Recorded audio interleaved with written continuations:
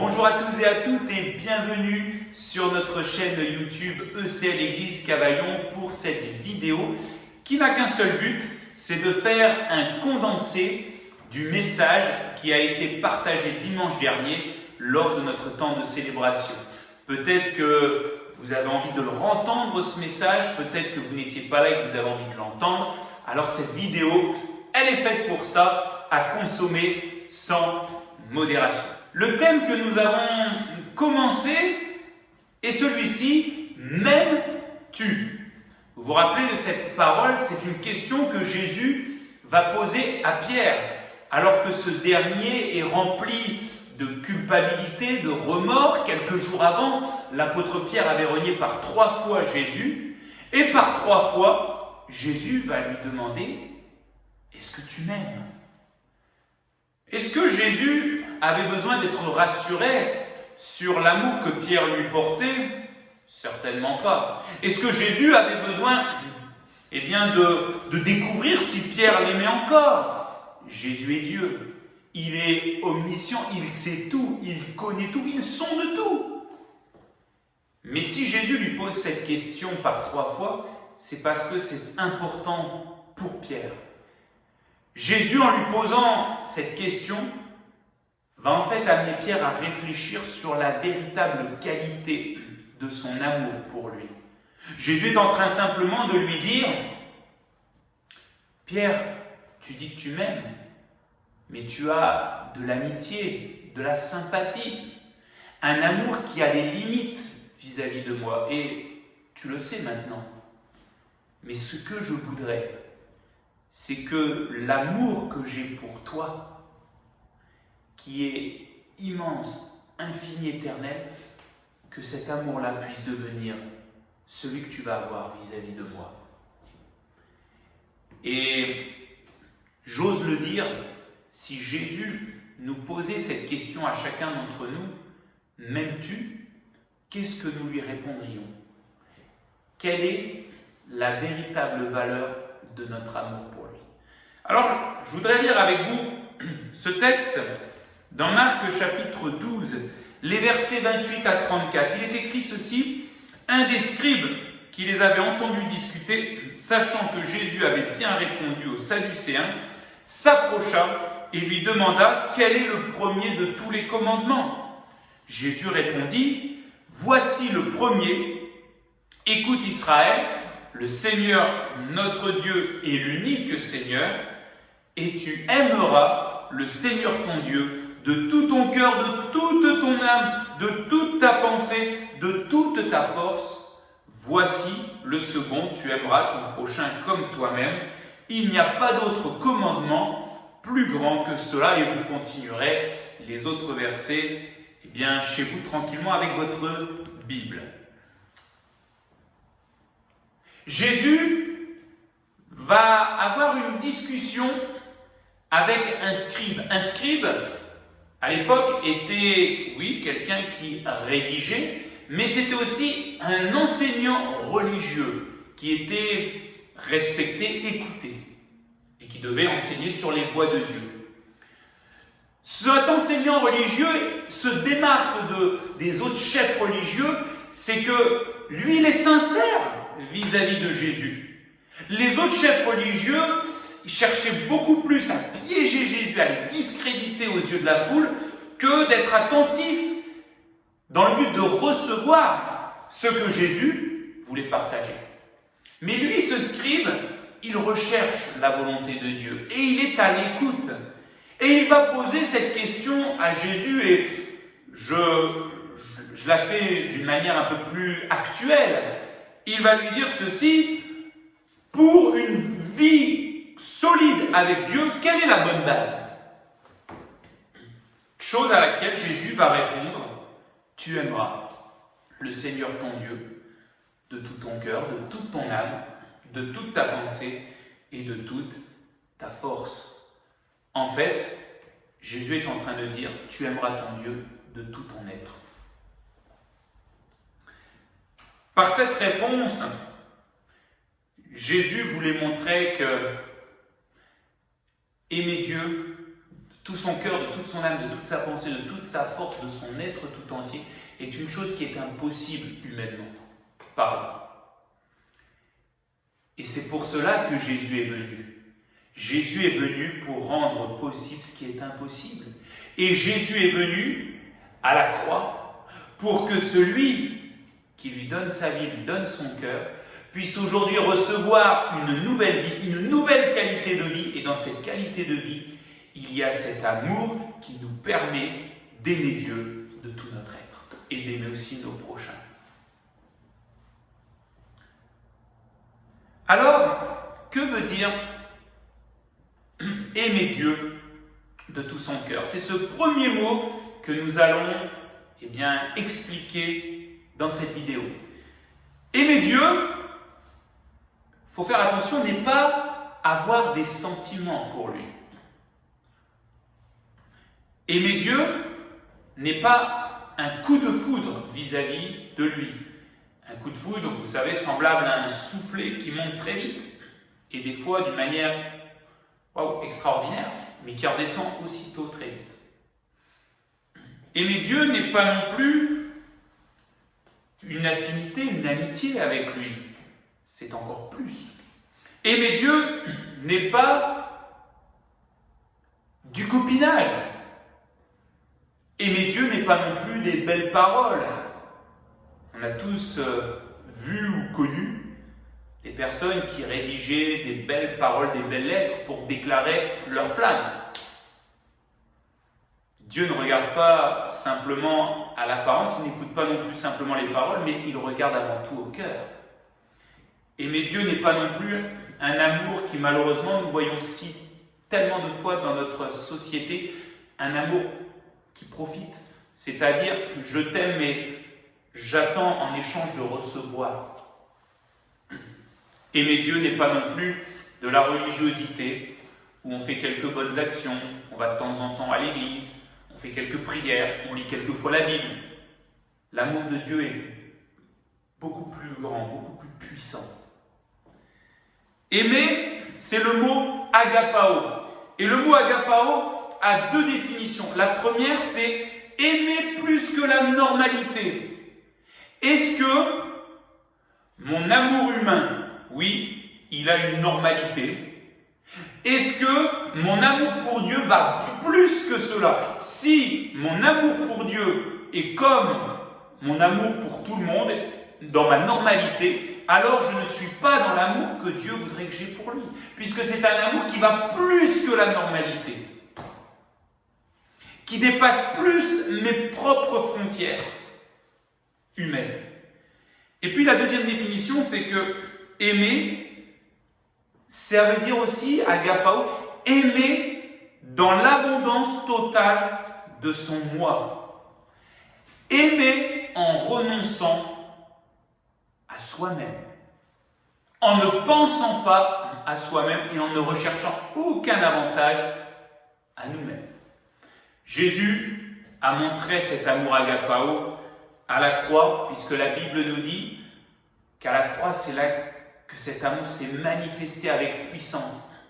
Il n'a pas regardé à lui, il n'a pas regardé à sa gloire, il n'a pas regardé au ciel, à son royaume, à son trône qu'il avait dans le ciel.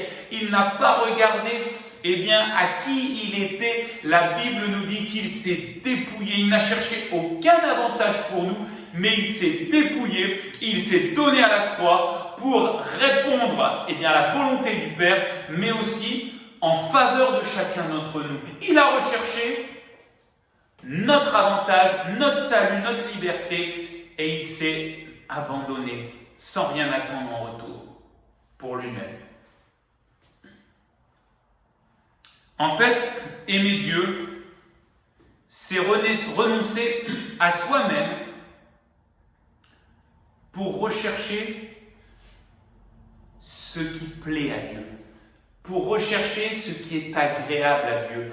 Quand j'aime Dieu, je veux lui faire plaisir, je veux lui être agréable, je veux être à l'écoute de ce qu'il veut et être prêt à lui obéir sans penser à ce que ça va me coûter, sans penser à ce que je vais avoir, mais en tout centrant sur lui.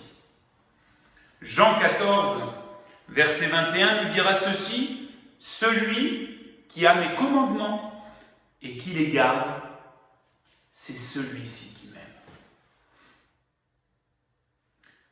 Aimer Dieu, c'est être à l'écoute de sa parole. Et c'est lui obéir, la mettre en pratique. Si j'ose déclarer que j'aime Dieu, mais que je désobéis à sa parole, les deux sont incompatibles. C'est une vérité biblique. Alors maintenant, aimer de tout son cœur, qu'est-ce que cela veut dire? On a déjà un gros morceau là, aimer, c'est-à-dire aimer plus que la normalité, aimer dans l'abondance de soi-même, obéir à Dieu, lui faire plaisir, lui être agréable, sans chercher aucun avantage pour nous. Mais Jésus maintenant va dire de tout son cœur. Le mot cœur est très présent dans la Bible. Dieu y porte un intérêt particulier. Plus de 800 fois nous retrouvons le mot cœur dans l'Ancien Testament et environ 150 fois dans le Nouveau Testament. Le cœur, et nous ne parlons pas du cœur physique, même si le cœur physique nous parle du cœur spirituel. Puisque, en effet, le cœur physique, nous le savons tous, il bat et il envoie le sang qui comporte les nutriments, les vitamines, il les envoie dans tout l'organisme, dans tous les organes, pour leur permettre de se nourrir et de bien fonctionner.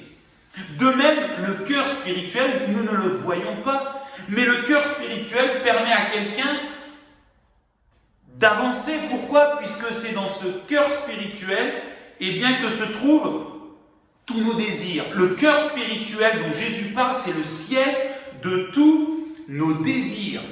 Et nos désirs, quand ils sont dans le cœur, notre cœur spirituel, après ils sont comme lancés. Et vous avez des gens, ils obéissent à leurs désirs, certains refoulent leurs désirs. C'est le siège de tous nos désirs, et c'est nos désirs qui nous permettent de prendre des décisions, nous permettent de prendre des orientations. C'est dans le cœur spirituel qu'on retrouve ce que quelqu'un désire le plus. Quand notre cœur parle, tout est à découvert, puisque c'est là qu'on sait ce que nous-mêmes on désire le plus ou ce qu'on désire le moins. Cela se voit par les comportements, les actes qui reflètent ce qu'il y a dans le cœur. Cela s'entend aussi par les paroles qui sortent de notre bouche conformément à ce que dit la parole de Dieu dans Proverbes chapitre 4 verset 23. « Garde ton cœur plus que toute autre chose, car de lui viennent les sources de la vie, viennent les désirs qui vont conduire ta vie. » Est-ce que ces désirs sont mes désirs ou est-ce que ces désirs sont les désirs de Dieu? Aimer Dieu de tout son cœur, vous l'avez compris, c'est être prêt à soumettre mon cœur au cœur de Dieu. Compliqué, hein? Je vais le mettre avec d'autres mots, c'est d'être prêt à soumettre mes désirs à ses désirs. C'est d'être prêt à sacrifier mes désirs pour m'approprier les désirs de Dieu et les vivre. Et ces désirs, au Seigneur, nous les connaissons. Ils sont dans sa parole, la Bible. La Bible, c'est le cœur de Dieu qui est ouvert pour le monde. Dieu ouvre son cœur, donne ses désirs dans sa parole. Et quand j'aime Dieu de tout mon cœur, oui, je veux apprendre ses désirs dans sa parole. Je veux renoncer à mes désirs personnels, humains, pour saisir les désirs de Dieu et pour les vivre. Et cela ne se fait pas dans d'atroces souffrances, mais cela se fait avec joie. Comme dira Jésus, « Prenez sur vous mon joug, il est doux et léger. » Aimez Dieu de tout son cœur. Quelques exemples pratiques avant de terminer. David dira ceci: « Ô Dieu, crée en moi un cœur pur, un esprit bien disposé. » Vous vous souvenez que David avait eu un cœur impur dans le sens où il avait eu des désirs mauvais, impurs, vis-à-vis de cette femme, Bathsheba. Et il a pu dire à Dieu dans la repentance: « Ô Dieu, crée en moi un cœur pur », c'est-à-dire les désirs purs que tu as, je veux qu'ils deviennent mes désirs et que mes désirs impurs soient rejetés. Est-ce que nous sommes prêts, parce que nous aimons Dieu, à rejeter tout ce qui peut-être est impur, tout ce qui voudrait nous pousser à vivre une vie qui est en désaccord avec la pureté de Dieu? Est-ce que nous sommes prêts à renoncer à toutes les choses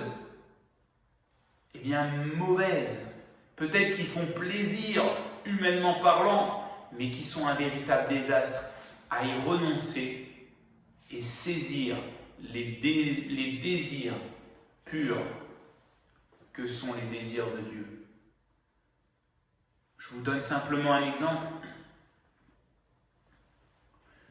Peut-être quelqu'un aurait envie, d'avoir une relation avec une autre personne, alors que cette relation est complètement en désaccord avec la parole de Dieu. Peut-être que tu as des désirs adultères et tu te dis: non, je veux aimer Dieu de tout mon cœur. Eh bien, que nous dit la parole de Dieu? D'être fidèle. D'être fidèle, et Dieu est celui qui est en désaccord avec l'adultère. Alors si tu veux l'aimer de tout ton cœur, renonce à cela et vis cette pureté de Dieu. Ensuite, il y a aussi, la Bible nous parlera de ce cœur de vérité. Renoncer au mensonge pour ce qui est vrai.